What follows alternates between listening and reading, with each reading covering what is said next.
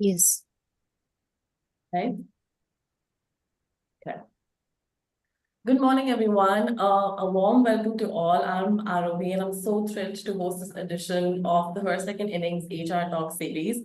For the people who are not aware of the incredible work HSI is doing, Her Second Innings are championing inclusive hiring and are dedicated to empowering women professionals in their career journeys.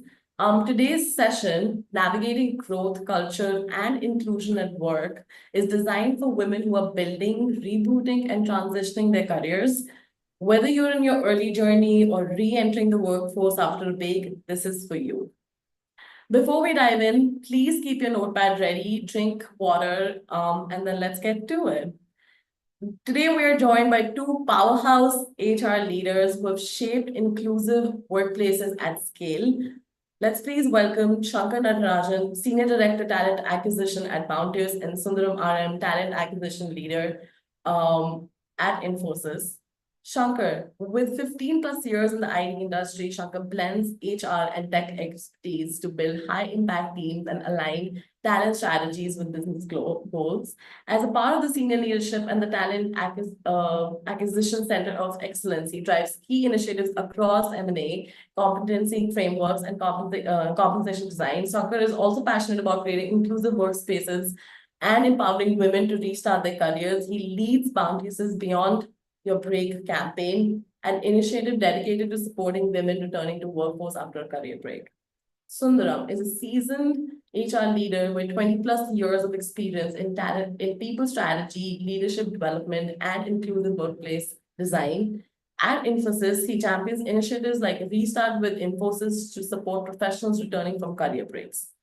A passionate early talent recruiter, he brings deep expertise across tech, business, and non-engineering campuses, driving people-centric growth with empathy and vision. Thank you both for joining us today. So as I begin the session, I have to say we are a proud partner to partner with organizations like Bounteous and Infosys. Leaders, not just in business, but in building inclusive people-first workplaces.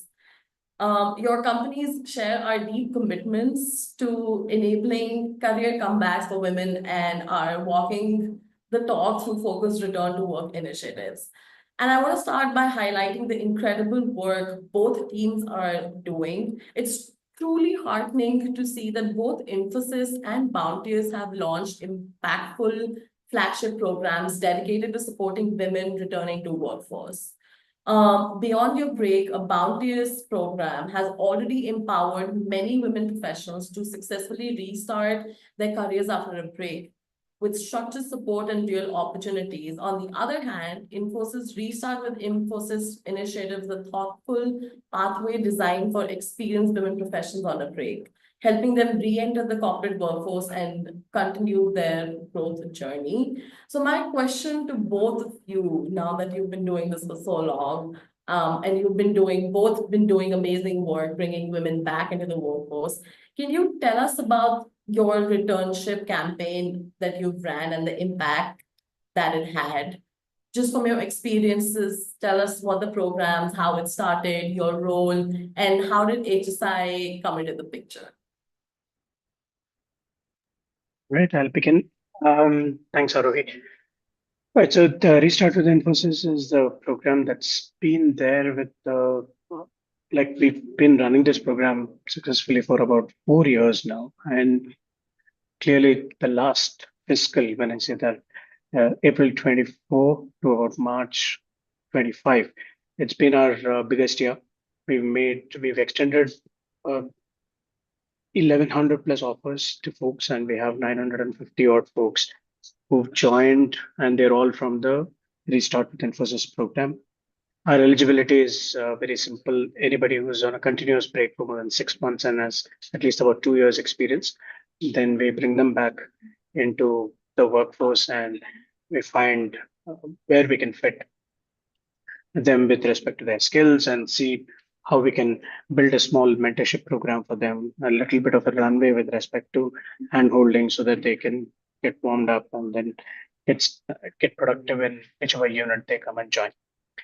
Uh, the biggest support for the program has been The sponsors we have internally, the leaders who lead various business groups, they've come together and have been very, very strong uh, supporters, strong pillars for the program to run successfully. And this would be essential for any program to run successfully, that business has fully endorses what we do. And business endorsement simply comes from one aspect, that they see value in the program.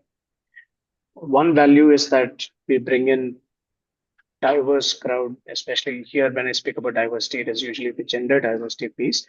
That is one piece that we aid the units with.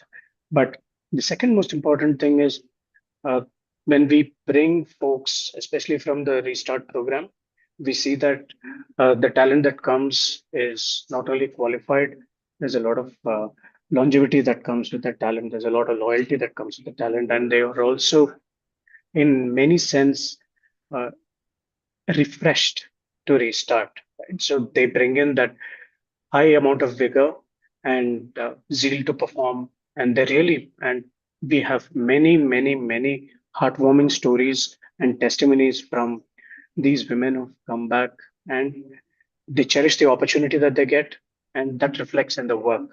So it is a huge win-win for us, and that's why the endorsement is so high, and it's one of the uh, highly visible and most endorsed program which reaches the highest echelons of the organization in itself. And there is a very keen focus on how we can bring more talent into this purview, and how many more units can come and endorse the program, and then we can supply talent to these areas as well. And what we've also noticed is that sometimes it happens with anything that is in the DEI space, that we create separate spaces for people to come, and there is a little bit of a time for them to come reintegrate with the crowd in itself. Thankfully, with Restart with Infosys, the reintegration is happening really quickly. So we do not see a lot of gaps there. We do not see folks who have uh, who have felt lost, or who have underperformed because they've not been in touch with corporate for a long period. Because for us, we do not have an upper cap with respect to the break. So the upper cap could be 8 years, 10 years, but we still bring in folks. So the integration has been really small. So uh, that's where the program and what we have as a culture in Infosys is something that uh, lays the perfect platform for women to come and start off in various units and perform to their utmost best. Where HSI comes in is that many we have a couple of partners that we work with. HSI I value deeply because they not only bring in talent, but they also bring in deep expertise in the area of restart with Infosys in itself. So there is so much value in the knowledge that is there. We can then use the talent that is available at various levels for us to leverage and maximize the programs. I think that's where the partnership works. Okay. Okay. Sure. So, from a Bounteous perspective, Arohi, it all started, like Manjula said at the beginning. We had a very humble start in 2021. One of our weekly reviews with our CEO, we were about 350 to 400 people, and we were pleasantly surprised when we were looking at one dimension of the data point, which is 30 or so hires in the company came from career breaks. So that kind of made us to think, as a very small organization, we started to think, okay, our people are naturally inclined and aligned to uh, value the kind of experience that people from career breaks bring to the table. And that's when we started to do a pilot program. So the sponsors graciously supported. Um, and I think to Sundaram's point, I think it's mostly the same. No hard and fast regulations around what it takes to be part of such diversity programs. It's a minimum 6 months to 6 months or probably a year career break, and there's no real upper cap to it because ultimately we are looking for good talent. And the most important aspect or the unique aspect about the Beyond Your Break program, I would say, is during the interview process, we found a way to translate their life experience to the experience that they bring to the table at a workplace. The way we do that is if somebody is able to really multitask, right? I've picked some of those people to my recruiting team, and they've been successful recruiters for 4 years. So one of such team member, she has come from a 17 years career break. She used to work in the banking sector, and she had to kind of take a break, travel with her husband. 17 years after 17 years, she made a comeback to India. It was all new for her. But what I really liked about the person in the conversation is she was really able to multitask, and we really needed somebody who can go and connect deeply with people on the ground. So to be very candid, I am an introvert by personality, and I come from a tech background. I used to be a coder, so I it was by accident I landed in HR, and I think companies saw value in the technical knowledge that I bring to the table, and that's why you see a lot of variety on the plate. So I thought it will create a lot of win-win with what this person brings to the table versus what the organization wants, and it is always that interlock, right? What you bring to the table and what does the organization want. If you're really able to achieve that interlock, and the best place to accomplish that is doing a very uh, open-minded interview process. I mean, you don't really, and we have a very, very selective hand-picked interview panel. So for somebody to qualify for becoming an interview panel for Beyond Your Break program is itself a big thing in BXA, because not everybody, hey, I'm a Java specialist, can I be part of the panel? No, you will have to go through a process. And if you qualify, and if we also see that you are able to do a good job, it is not just about being empathetic to the person. It is much more than that. You have to be really skilled at being able to navigate through the conversations, give those second chances wherever needed, motivate, train, and then be accountable as a hiring manager to make this hire a success. So there are broadly three pillars in Beyond Your Break program. One, the first and foremost pillar is the way we run the interview process. That's very, very important, independent of the selection. The way we run the process is extremely important for us. Two, we look at the metric on how longer do they stay. Our average tenure in BXA for somebody, I mean, the retention, if you look at the duration of retention, is 3.5 years. Any engineer who joins BXA on an average stays for about 3.5 years. And for BYB program, it is today as it stands, it is 5 years. So on average, anybody who comes into the organization via BYB program stays for about 5 years, right? And the third and most important aspect, the third and the most critical aspect is we measure the success rate of these people. So let's say if our average promotion rate is 20% or 25%, right?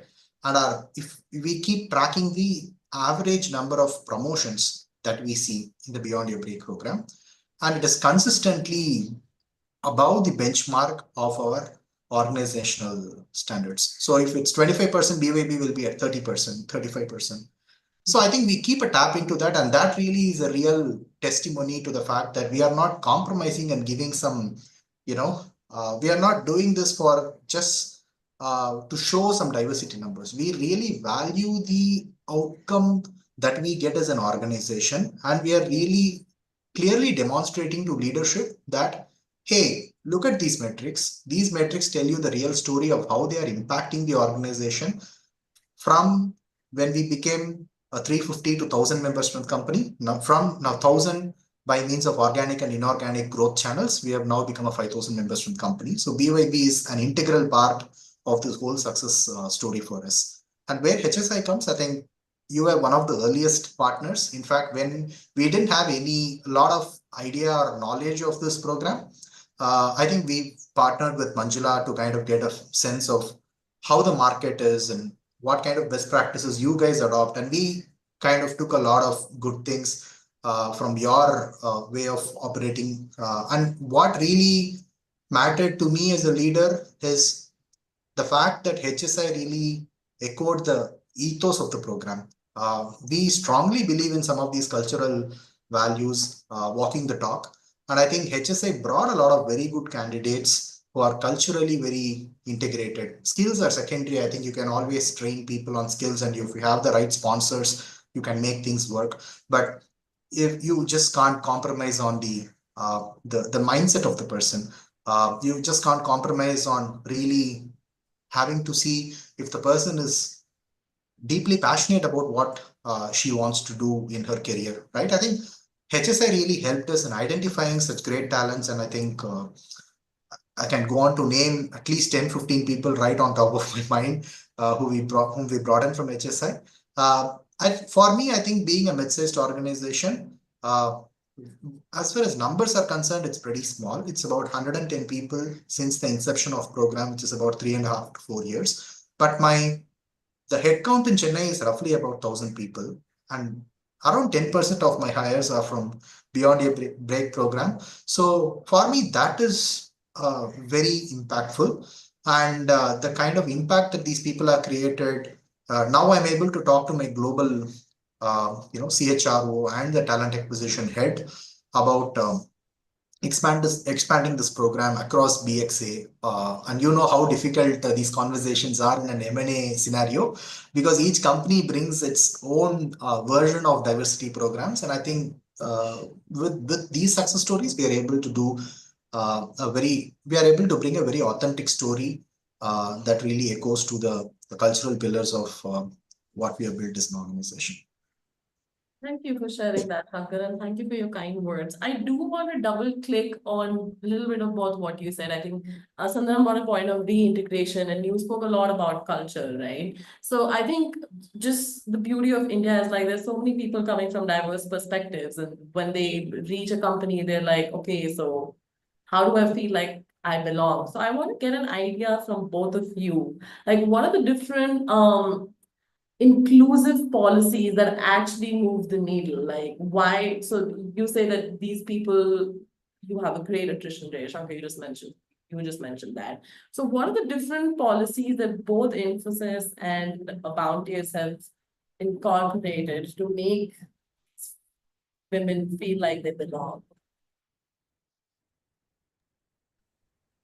All right. Okay, I'll go. And so, uh, what we do not have is any kind of specific policies for people who come through the Restart with Infosys program. But what we have is a lot of policies for women employees in specific.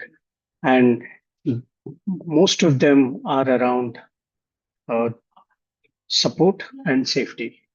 And let me actually rephrase it: safety and support. Okay. And in Infosys, it's very well known, and we are about 330,000 organization now, and we have a diverse, at least a gender diversity. We're at about 39%. In services companies, we are one of the biggest. And what we've achieved that is not a thing that we started 3 years ago or 4 years ago. It has been the 40-year journey of the organization itself. So a lot of things have evolved, and we have policies like if a woman employee logs off after 8 p.m., then there is a sign off that is required and an approval has to be sought from. There is an immediate alert that goes to the manager saying that if somebody who's a woman employee is working late. There's also a drop that is facilitated with respect to late night stay. This is just one of many policies that we have. We also have a couple of employee resource groups where women of, for example, first-time mothers, they come together. And we have a group called IWIN, which is a women-specific group that come together. And there is constant discussion with respect to what can be done well. And they also form the support system of everything that is happening with respect to women. And what is most important is these are funded groups within the organization. They're sponsored by the organization for various initiatives that they want to run. And they also have a very, very distinct voice. So if there is something that has to be tabled, and it can directly be tabled with the HR head, CHRO, and there is enough focus and limelight that has been sought onto it, and we immediately act on things that need to be fixed immediately. And if there are good practices that can be done, then absolutely, then we take that up and run. Even if we extend what we do, not just from a diversity standpoint, even to other aspects of DEI, where we speak about equity and inclusion, right? Infosys generally has large campuses. That's where we function from. And we do have smaller campuses in now tier two cities, but most of them are large campuses in big cities. Every building has a ramp so that anybody who's physically challenged can also have access. And we have programs such as PWD, which is clearly focused for people with disabilities and how we can bring them in what capacity and in what areas so that they can offer uh, even the talent can be solved from those angles as well. So if we look at what we do for diversity and inclusion, then there is a lot of policies that happen. When we speak about policies, although there is one thing that we need to clearly watch out, and essentially, especially in the environment we currently are, is that uh, we have to ensure that a policy creates fairness and not a bias, even though it is very, very well intentioned, right? So sometimes we have to, and that is where the policies are framed in such a sense that, you know, people can come and voice if there is anything that is a difficulty. And some things are a no-brainer. For example, if a mother, we have a hybrid system of working, and if a mother who has a small child wants to come work, then do we have a crash tie-up where the child can spend time? And can we create that kind of a support system? Those are no-brainers. But when we create policies, we should also ensure that there is no other kind of bias that is getting created where there is a special treatment that is offered because equity is for all. And that is also something that is very keenly looked at when policy formulation happens. And that is where uh, there is a lot of there are a lot of iterations that happen with policies. There are a lot of checks and balances that happen. There are many folks involved, and these can be internal, right from your HR people and HR teams, legal teams, and we even bring in sometimes we bring in the data privacy teams, etc. But we also bring in business teams and other resource groups, like I mentioned, so that we create fairness with respect to policies, and fairness happens to be one of our foremost values. So that's where I think whatever we do works, and it works in such a smooth manner. Thank you for sharing that. Shankar, same question was. Yeah. So, see, the fundamental aspect is we understand people come back from career breaks, but it just doesn't mean that they'll have to be treated differently. Meaning you don't have to have a completely different employee handbook for them. I completely agree with Sundaram on that perspective, right? So it shouldn't lead to some kind of a bias. It shouldn't make the new hire with career break feel like, okay, this is how I'm going to be treated throughout my stint in this organization. So we understand, we as an organization, we want to be empathetic of the fact that you may have a few limitations in the first few months of your job, but at the end of the day, you and I are, employees of this organization, right? Um, we are very particular about the journey of allowing them to seamlessly settle down and become a bountian. Only to that extent our policies really speak. Apart from that, probably for the first 6 months, right? After that, I think they are like any other team member, any other bountian in the organization. So in view of this, there are just two things, two distinct things.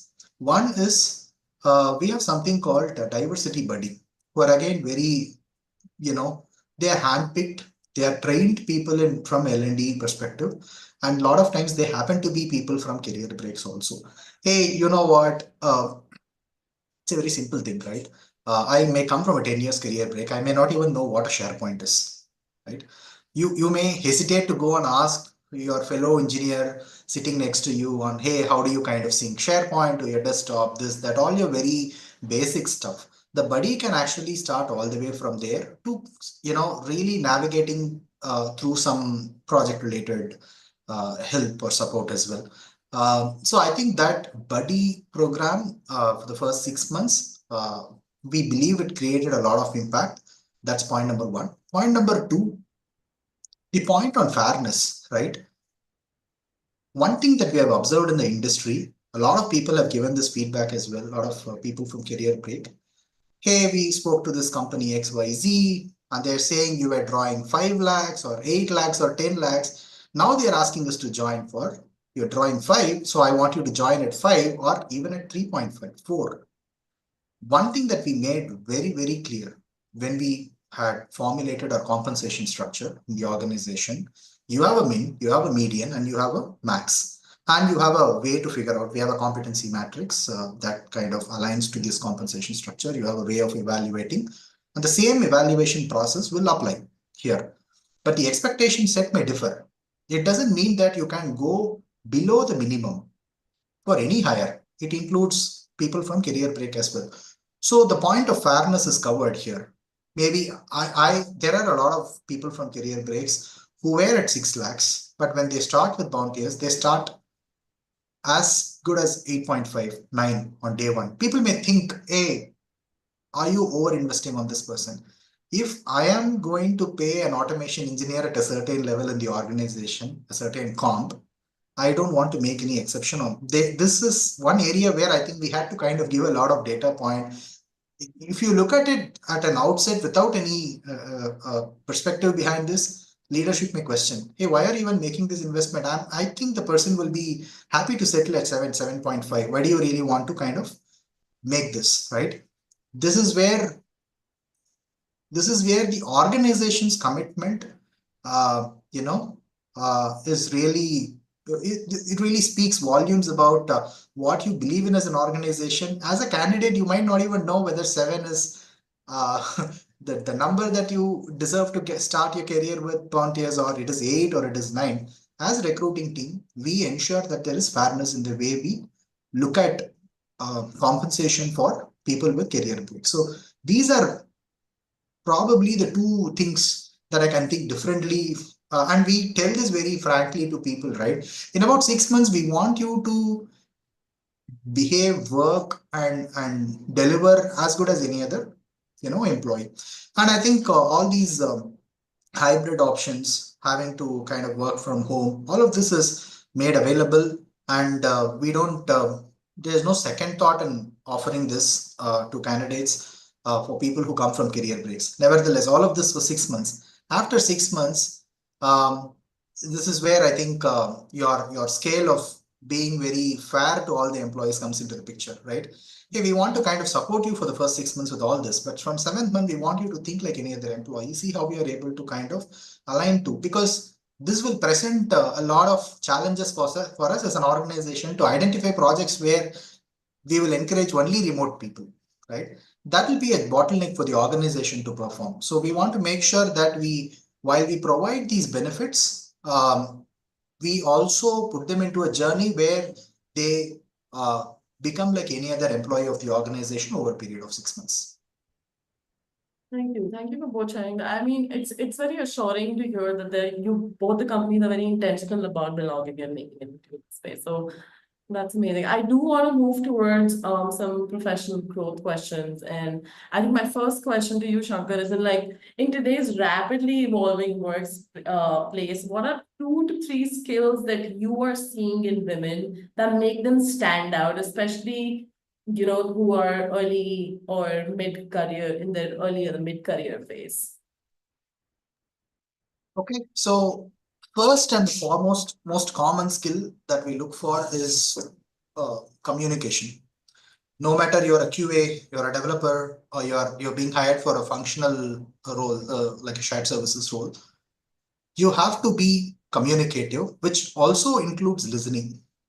So at an outset, it might look very basic, very simple. Hey, these are people with 2-3 years of experience in the industry. Do you even think communication is a skill that's top on the priority? We have time and again seen communication is a big challenge. This brings a lot of things into this same basket, right? Only you will be able to communicate clearly only when you are better prepared. You will be able to communicate clearly only if you fully listen. You will be able to communicate clearly only if you are very confident of what you're delivering. So it brings a lot of things under the umbrella of communication. There's a lot, right? So that's the first thing. The second thing is willing to accept, yes, I don't know this. This is the biggest barrier. I will really qualify this as a skill because I may ask you some questions in automation testing. Hey, have you worked on this, that, and you may have worked on QTP, and I may be talking about a different, testing framework like Selenium, right? You can draw parallels to QTP and Selenium. You can talk about, hey, basis my experience with QTP, this is what I think of implementing some functionalities in Selenium could work. But I should tell you that I don't have real-time experience in Selenium. That honesty goes a long way in the interview process. And we will figure out.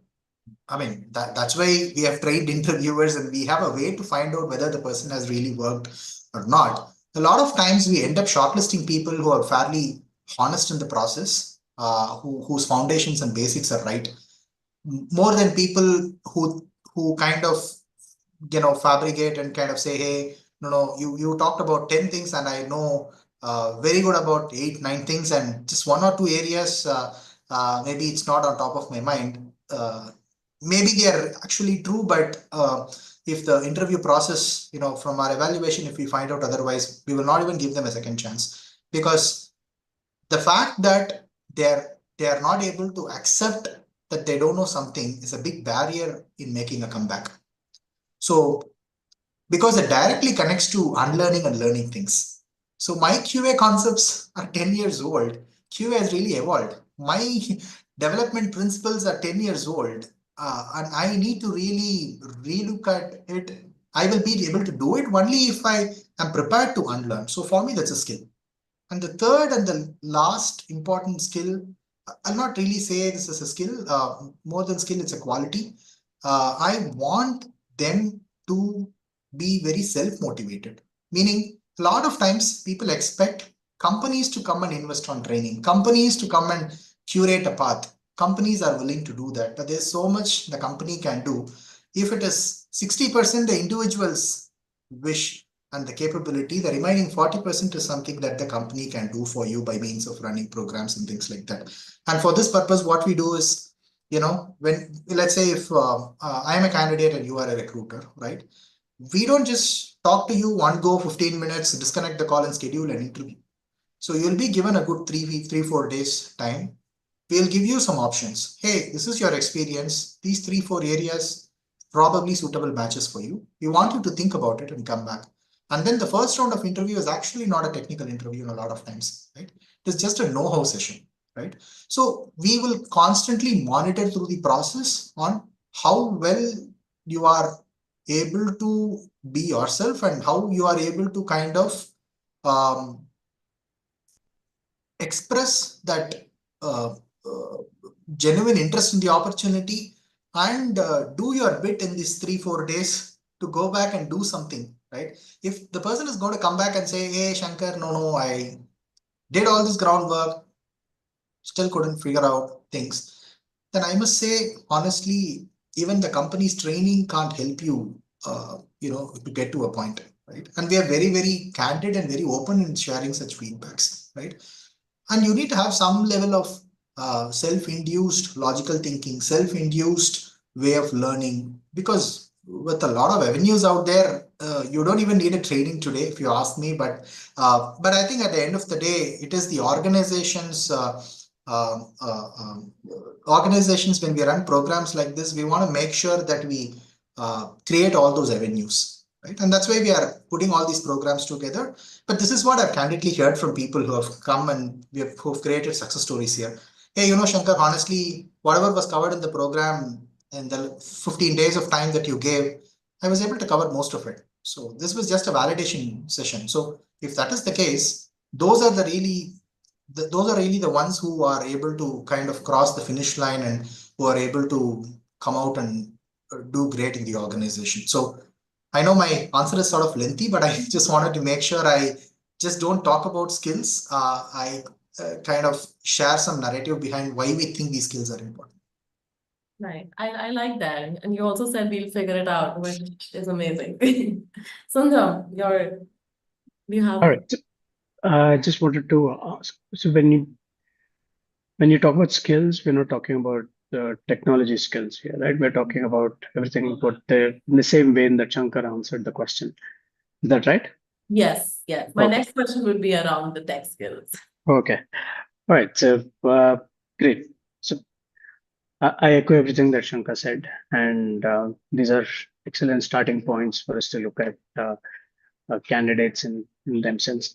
If I have to pick three skills, and I'll also, some of them are they become pseudo skills, but very good personality traits to have, and they come and they lay the platform for people to acquire skills as well. Right. So, but in no particular order, first thing that we would be very keen on is the technology expertise. And we also understand that when people come from a break, like what Shankar mentioned, there is always an upgrading that is required. But the fundamentals, if they are strong, then the opportunity to upgrade is plenty here in Infosys. So, and we no longer hire singular skill folks. Skills have all become hybrid in nature, where one singular skill is no longer sufficient for you to be hired, and client demands have become like that. So the skill, having existing skills is as important as learnability that you show on the job, because then you can always acquire the adjacent skill that we actually need, which becomes a lot more critical. But even if somebody exhibits the fundamentals with respect to skill expertise, and that will be very important for us. We are a very value driven organization. So when we speak about assessing candidates, then we clearly look for a high person who's high on integrity, person who's high on transparency, by person who's very driven to contribute to the problem solving of clients, and how do we bring in people who exhibit a flair for excellence and exhibit fairness in everything that they do. And when you conduct behavioral event interviews, and usually these skills come out, and our panels are very experienced, and they usually are able to assess. And what the good part of what we see with the Restart with Infosys program is, usually the value part is not such a big issue. And usually there's a bit of a skill gap. And that's where we assess if we can actually bring in people who can fill the skill gap quickly through their own self-learning and through the tools that are available for them on the job. And then we are more or less okay to onboard them. The third part would be a keen sense of analytical skills and problem solving skills and planning and organizing. Everything that they'll do is going to be around these things. Every day we're solving problems for clients, and hence we want to look at people who bring in those analytical skills and planning and organizing skills. Especially when we speak about these skills in the context of restarters and people who are rejoining their career streams, there is a very unique study that has been done where, especially with women applicants, there is something called as a confidence gap that comes out as a study where women often tend to negotiate lesser when it comes to compensation. They also are okay getting underfit when that is being offered for them, even as a role, and they also accept the compensation lines that are being given at a much higher rate than men. And in many circumstances, they often reject themselves when, even though they're fully qualified. Okay. It is far easier for them, and reject themselves in the sense that they don't even apply for roles thinking that maybe you know, I'm not qualified for it, or I currently do not have the expertise for it, even though there's one study which says that the male applications for a role, the person is only 60% qualified, they apply, but women it tends to be as high as 80 to 85%. Only then we get an application for that particular role. So there is This is everything that ties into the confidence gap. And when it comes to restarters, it's a lot higher. And this is where there's a lot of sensitization that happens with panels so that we can offer that unhinged support, saying that, we understand that the confidence levels will be low when you come back after 7 or 8 year break, and there is a buddy assigned to them, and there is a lot more. The project managers and the leaders are given a specific task to invest a lot more in just creating environments that help them ease into the role in itself, and we take this very seriously. And one more aspect that we offer in the entire assessment phase is that if somebody is able to come and exhibit a skill but are sounding very underconfident in an interview, there are many instances where we've offered them a second chance, where we've said that, why don't you go prepare, and 2 months later we'll revisit your profile and we'll take a look at your profile in itself. When I mention this, I also have to mention it in the same vein that when we see restarters, what they bring to the table is some amount of preparation. They'll at least be theoretically ready, even though the application has not been there because they've not worked in a job for a long time. They at least do courses, and the preparation to get back into mainstream work starts about a year uh, in advance. And hence, there's a lot of enthusiasm they bring in. They already exhibit a lot of learnability, which gives us a lot of confidence to actually take them on board. So these are great aspects. That's why I think the program is so successful. And we hence see that, and there's a specific focus, and the way we assess is also uh, slightly different because we have to look for potential in most cases. But when we see the fundamentals, we are ready to give the leeway for them to come scale up on the job. Thank you so much for spending that. I mean, those facts, I think real world facts and the work that you're doing around that. If before I quickly move to the next, we have quick follow-up questions from both of you. I know we've talked about these skills, but are there any tech skills that the women should think about when they're upskilling before joining back, as AI reshape jobs? What are the 2, 3 skills that are on top of your mind? Yeah. So I want to cover for 2 skills, Rohi. Whenever you ask somebody 2-3 years experience, what is your self-rating on the basics, let's say basics of Java, basics of .NET QA? A lot of times people have said 4 out of 5, 5 out of 5, right? I think there's a lot of difference between when you're a college grad, the way you understand a technology, and when you are an experienced professional, when you give a rating of your basic knowledge, there are leaps and bounds of differences there. You need to be able to answer for a lot of why questions on the foundations. People are not going to ask you,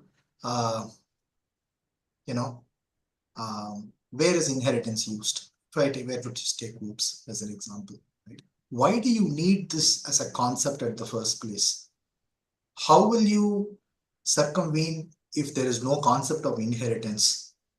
How else will you be able to accomplish what you're doing with inheritance today? See, I think you need to prepare for a lot of why questions on the basics. And trust me, when even today, when we interview principal architects, our interview starts with why questions. So these why questions on your foundations are going to follow you eternally throughout your career. So this is all the more important for people who are coming from career breaks, because the more the better you are in answering the why questions, higher the confidence is for the panel members. And you will, as a developer, also uncover a lot of very complex problems, and you will have very easy solutions for them if you have answers to those why questions when it comes to basics. That's first thing. Second thing, there's a general thought process in the industry whenever you ask, okay, what is the most recent thing? Let's say if I was a Java developer 10 years back, people will say, I know theoretically what Java 8 is about.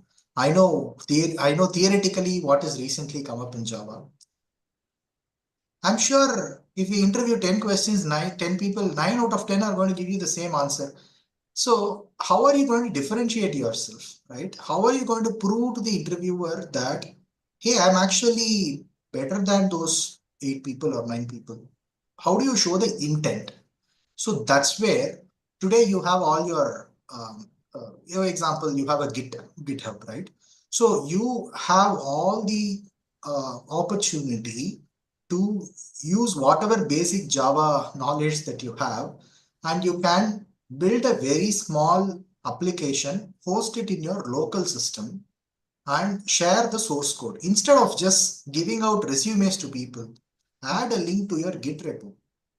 It can be a local host thing, right?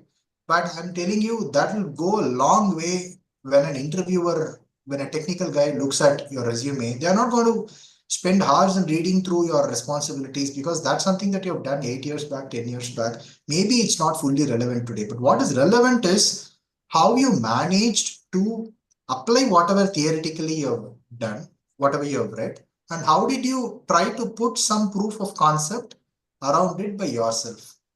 This didn't require any training from our company. This didn't require any third party to come and feed you into how to do this. This is pure ability to do something on yourself. It can be a very small hello world program, I'll tell you, but that goes a long way. People really value that a lot. Instead of saying, I have theoretical understanding of something, try to do a small POC by yourself. Just go to YouTube. You have tons and tons of content that guides you to do all that, and add those links. The moment you add 3 or 4 mini projects to your resume, immediately your resume becomes a lot more powerful. Right? So that these two are, being ready for a lot of why questions on the basics. Two is trying to have a proof in the pudding, by means of doing some small scale POCs to explain the fact that I have not only read this theoretically, but I've also tried to do something on my own to apply for these concepts. And I'm ready for doing this at scale. I have done this in local host. I can do this on AWS or Azure or Google Cloud, right? But you have to give me that opportunity. I don't have the license on these platforms. You will have to train me on some of the complex scenarios. You will have to get me exposed to the ecosystem. And once you get me exposed into it, I have the knowledge, I have the foundations, and I have demonstrated that I'll be able to do something of this on my own. That really kind of completes the story. And that's when people get very impactful opportunities. And a lot of times we have seen, if you look at a proposal that we give to when we have an SOW, our proposals usually go like this: 1 or 2 people from career breaks, 2 people from early careers program, the campus recruiting program, 2 or 3 senior guys, 1 architect. And we purposefully put this kind of a framework because for the organization, that's where you bring a lot of diversity. A person with career break will bring a perspective to a problem statement. A fresher will completely bring a solution that is out of the world. But it's okay. I think it's always important to have that kind of perspective, right? And I think sometimes these guys are great. People from early careers are simply amazing. And experienced people will bring a lot of professionalism and the way they think and articulate solutions. They bring a lot of past experience in terms of deploying solutions and all that. So how do we make the customer perceive the value of the solution that we are building for them in the long run? And finally, the architect to kind of connect all the dots. And this is very recently, we have also we've had our meetings with CTO and practice leadership, right? So I think this model is broadly is widely accepted across BXA, and I think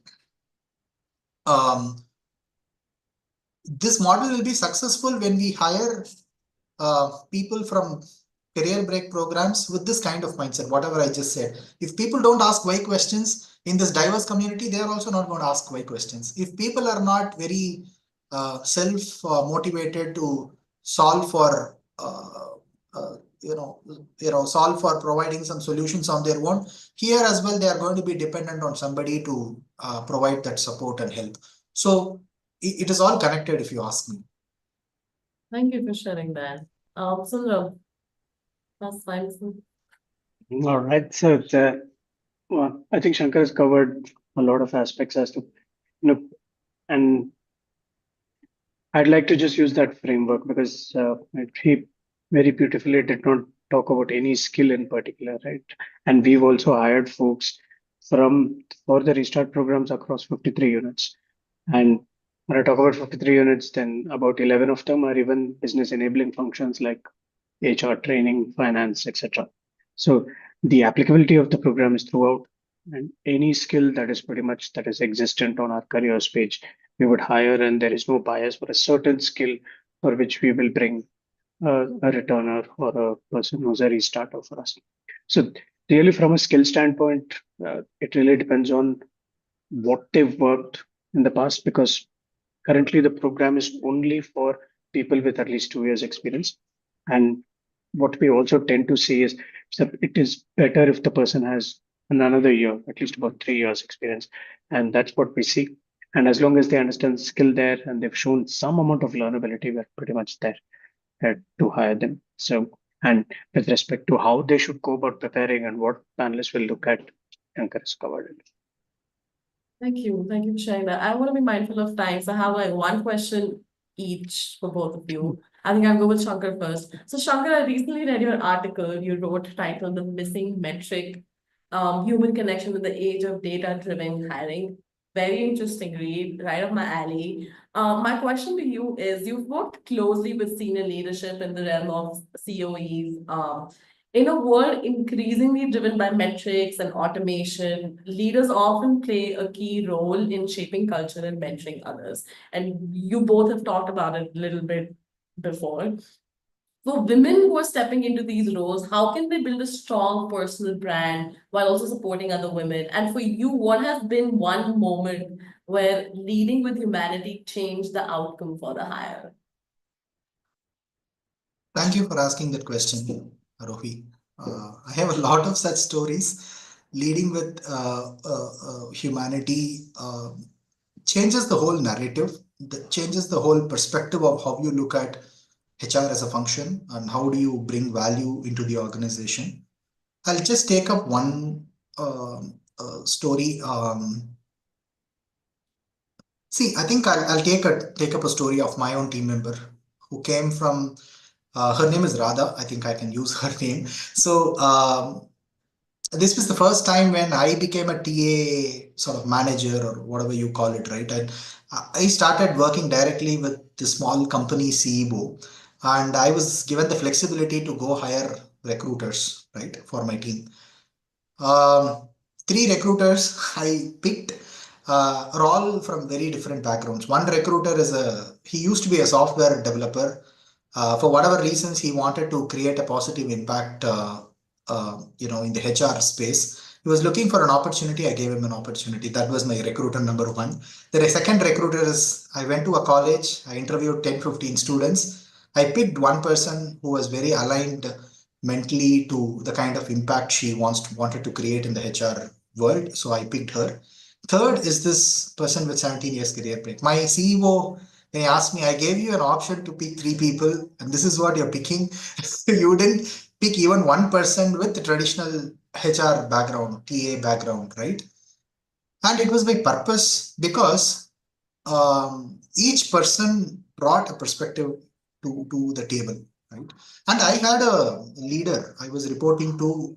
He had a lot of experience in HR, a lot of experience in talent acquisition, a lot of what traditional talent acquisition and HR can offer to the table. We took a lot of guidance from him. So it's not that we discounted that. We took a lot of guidance from there. And for this team on the ground for execution, we needed this diversity.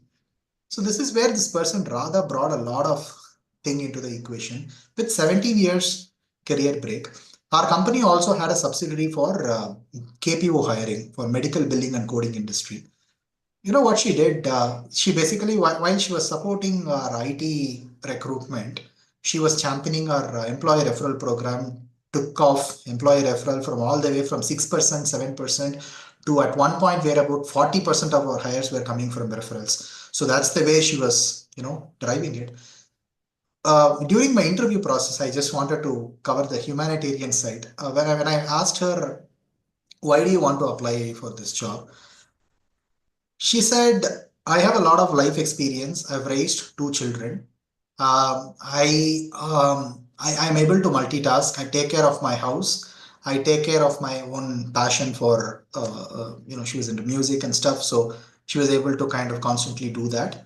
And now she wants to do something in the corporate, sector. She looked at her daughter getting into a job and she kept talking about what IT as an industry is all about. And she said, why not? I was really surprised to see. I don't know if I will have that kind of thing when I was 47 or 48 to okay, this is the time to explore a new industry. I don't know if I really have that, but she had that kind of passion, and the edge was very simple there for me. Okay, why not give that opportunity for somebody who's very passionate to do something? So you need to, this is beyond skills, this is beyond anything, right? You just need to give somebody an opportunity. If she fails, I fail in front of my CEO, right? It is clearly the trust you have and the passion that somebody has in doing well in their career. And I think it worked out very well. So in a matter of 5 years, now she's the head of we had a non-profit called Diha Clinic, which is we raised about 5 crores when we were listed, and we had put out a clinic in Nanganallur. All her experience in the medical side, her experience is very simple in medical field. She raised two kids, and in the US you can't go to hospitals for everything. You need to have some know-how of medicines. That is her foundation, trust me.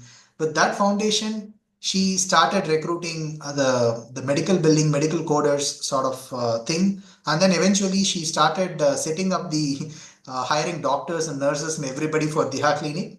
And finally, what Gopal and I, my founder, and I felt is why not make her as the head of the clinic? And for the last 3 years, she is the head of Diha Clinic. If you look at the path, right, she was a homemaker.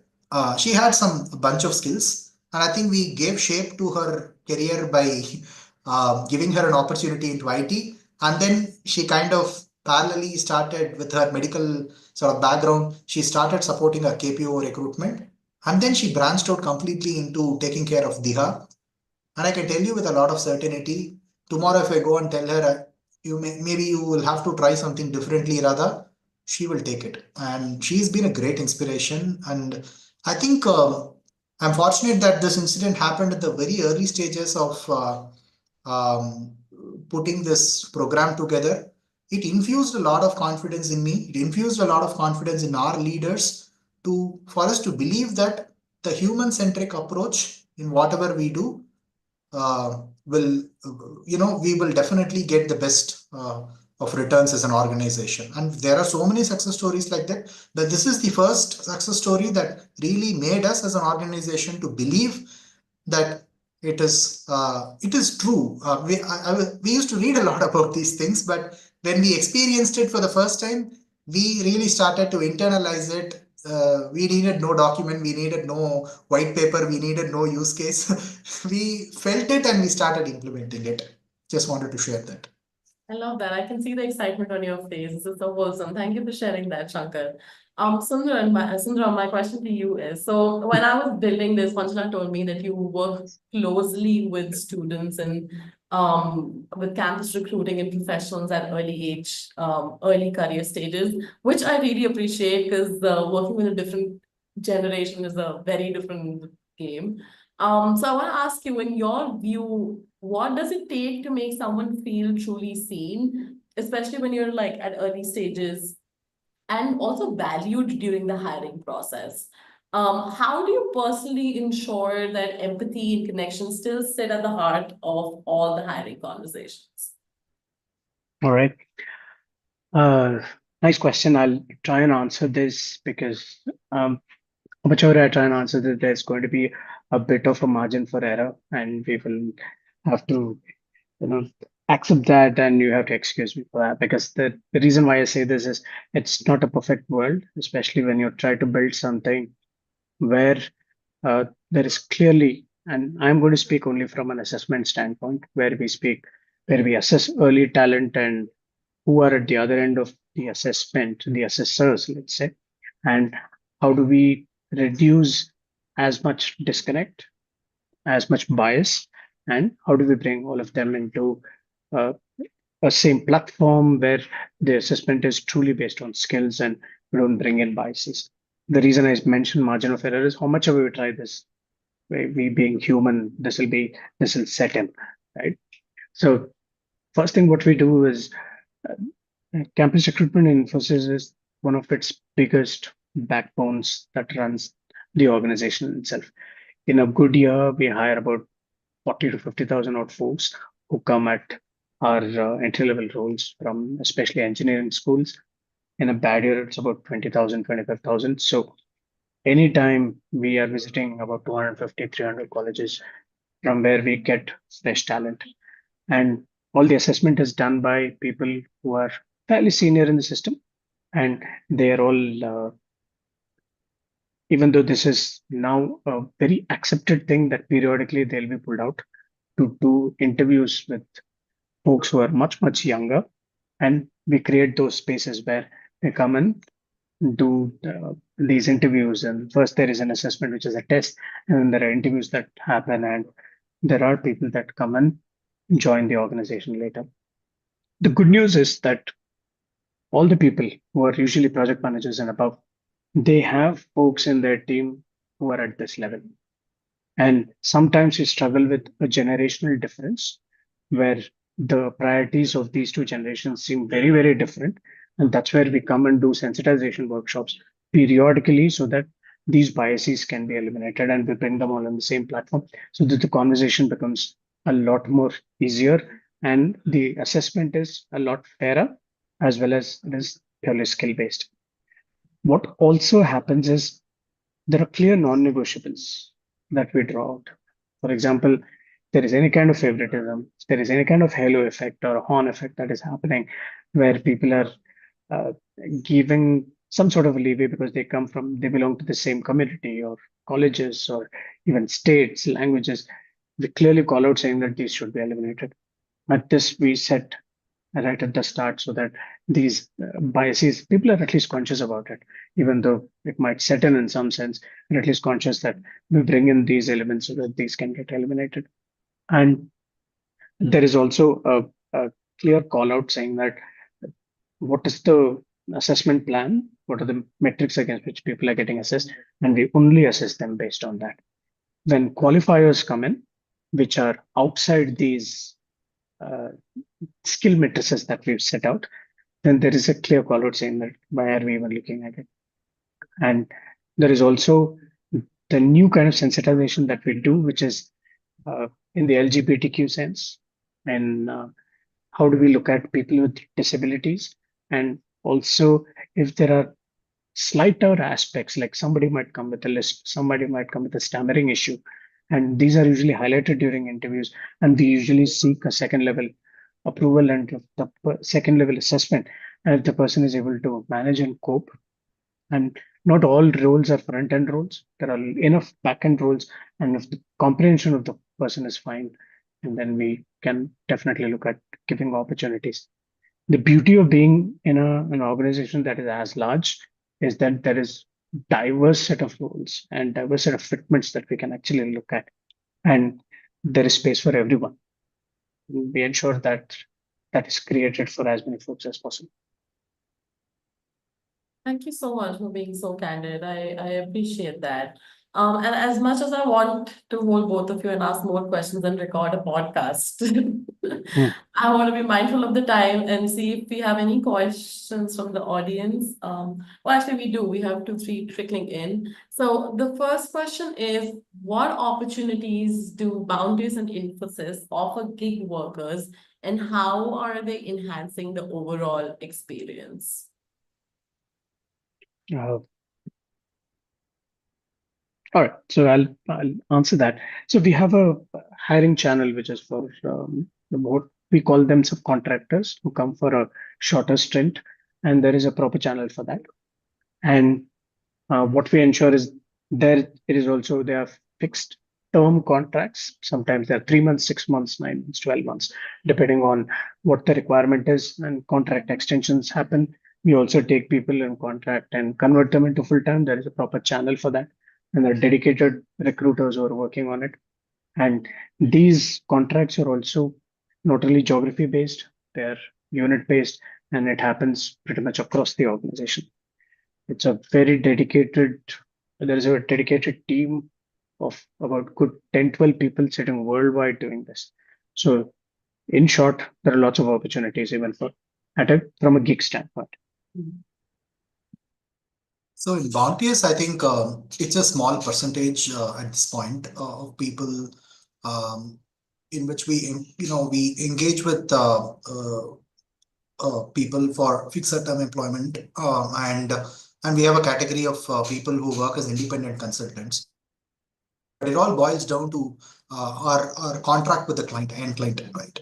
Some clients does not really, they don't allow us to kind of engage with them, but some clients are willing to kind of have them contribute.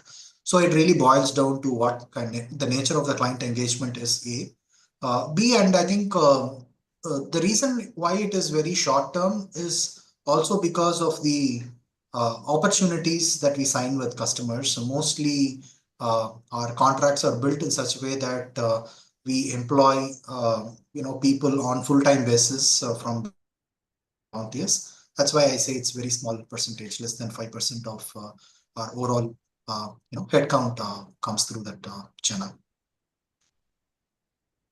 The rest of the questions we have more or less covered in the conversations. Questions are around tech skills and branding and fostering DEI, which we have. So I think on behalf of all of us at HSI, a very heartfelt thank you for being a part of this conversation, both Shankar and Sundaram. Your openness, honesty, and the way you shared your experiences made this session truly special. It's rare to witness such candid conversations, I'm not going to lie, where speakers actually come but they only don't speak from experience, but also embrace what they don't know. And I appreciate that. So your stories, your perspectives, and thoughtful responses sparked meaningful conversations, and that we'll carry forward. Thank you for showing up with authenticity and creating a space for growth, learning, and connection. We are grateful. And thank you so much for being a partner of HSI. We appreciate that connection. Well, thank you so much. And thank you for everybody who joined us. If you're looking for jobs, trainings, and career guidance, please visit firstsecondinnings.com. You'll find resources, job alerts, and programs built just for you. I do want to thank my team at the back end, who's helped me, who's behind the screen, has helped me with a successful event. So thank you all, you know who you are. Well, I think that's for us today. Thank you so much, Shankar and Sundaram. I appreciate your time and have a great rest of your day. Thank you so much. All the best. Thank you for the opportunity. Bye.